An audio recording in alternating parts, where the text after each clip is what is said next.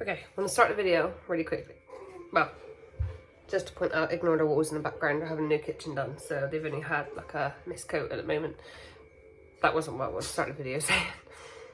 Yeah, I'm gonna start the video by saying you really shouldn't swim in any kind of towel, really, without training. There are courses you can do. I live in Cornwall in England, and there's a course at Portcaris Dive Centre that's really, really good. It's like a scuba school international course for mermaiding, so highly recommend it. Make sure you get training before you swim in the towel, especially a silicone towel. Second thing I want to say is the way I make my towels, you're not really supposed to use this kind of silicone. There's a specific type that towel makers use called dragon skin, but it involves having like a mould, and I don't have the space for that in my house.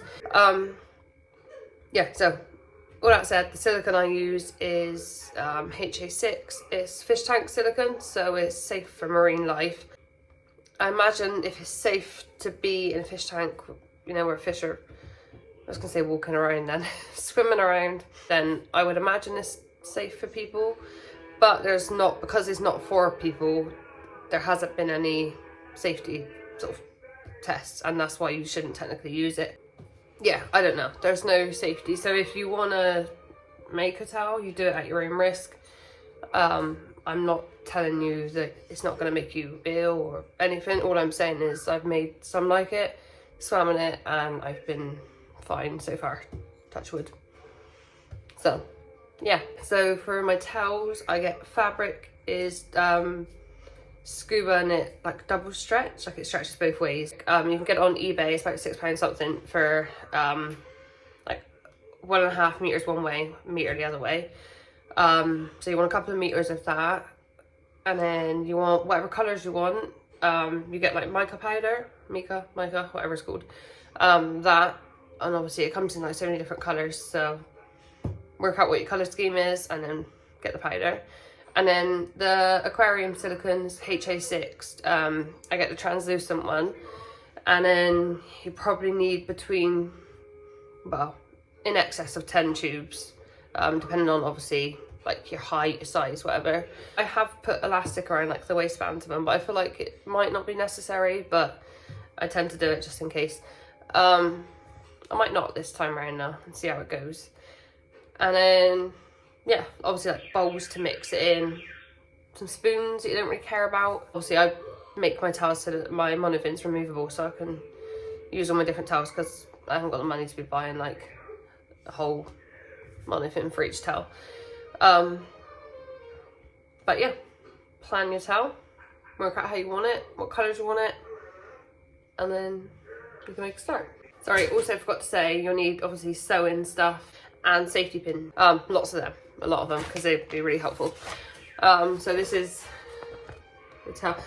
Bear in mind, how you design it is probably not how it's going to turn out, or it hasn't been in my experience anyway, but this is just like a rough, how I would like it to look. So I'm going to start off with the fabric body bit. I'm going to make that and then work on the bottom section after. And then to be honest, the worst part of making a towel, I feel like, is attaching the two. Like, that's a bit fiddly and annoying, but apart from that, it's really not too bad. It's quite fun, to be fair, as well. I also want to make a top to go with it. Okay, so let's get started. Okay, then you need to pin it all the way down your back, as centre as possible. I was struggling to do it on my own, so I kind of ended up just putting a pin either side and then taking it off and matching them up. You can do that if you need to, or you could get somebody to help you. You want it pinned quite tightly to you, like around you, and you also want the pins about 1 centimetre apart. I cut off the excess to make it a little bit easier to work with. So once you've pinned all down the back, you can sew it and cut off the excess. Don't cut it until you know it definitely fits, because I did that and I've had to sew like a random patch onto the back to cover the mistake, which doesn't look great, but thankfully it will be covered by the silicone. So, but yeah, that's the body bit. Once you finish that, then obviously we can move on to the bottom part of the towel.